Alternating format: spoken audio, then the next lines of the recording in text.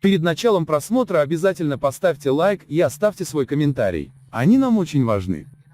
В Ашхабаде продолжают выстраиваться очереди у государственных продуктовых магазинов. В нагрузку к товарам повышенного спроса, сахару, растительному маслу и окорочкам, продают невостребованные печенье, кексы или лапшу быстрого приготовления анакома. Чтобы очереди не были видны с улиц, востребованные продукты продают с черного входа. Как сообщают корреспонденты «Хроники Туркменистана», 18 октября в магазине номер 32 в Этрапе Беркарарлык продавали сахар по килограмму на человека за 7 манатов и в нагрузку кексов на 2 маната. В Бакалее номер 7, бывший магазин «Каракум», по улице Махтумкули сахар продавали по 3 килограмма на человека, но вдобавок давали 3 анакомы, пачка которой стоит 3 маната. К литровой бутылке масла олейна, которая стоит 13 манатов, добавляли 2 пачки анакомы. К 2 килограммам куриных ножек, по 10 манатов килограмм стоит, добавляли 2 упаковки лапши.